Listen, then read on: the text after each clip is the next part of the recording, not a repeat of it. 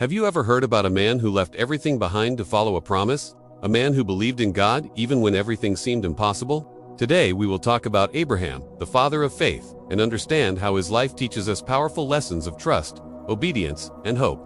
Abraham, originally called Abram, was chosen by God in Ur of the Chaldeans. The Lord said to him, "Leave your country, your relatives, and your father's house, and go to the land that I will show you." Genesis 12:1. God promised that he would become the father of a great nation, even though he had no children.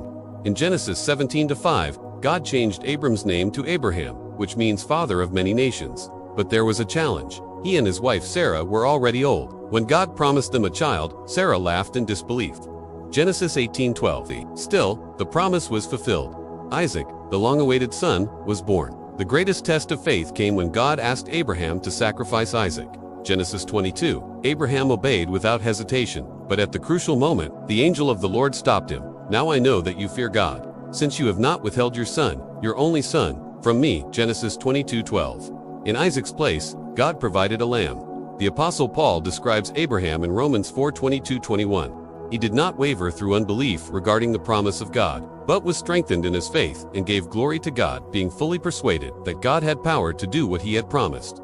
Because of this trust, Abraham is called the father of faith. Abraham's life teaches us that God always fulfills his promises, even when it seems impossible.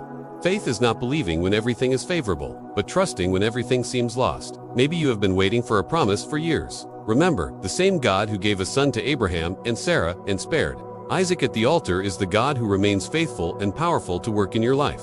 And you, what did you learn from Abraham's story? Write in the comments the lesson that touched your heart the most. If this video blessed your life, leave a like, share it with someone who needs to hear this message, and subscribe to the channel to receive more words of faith and hope.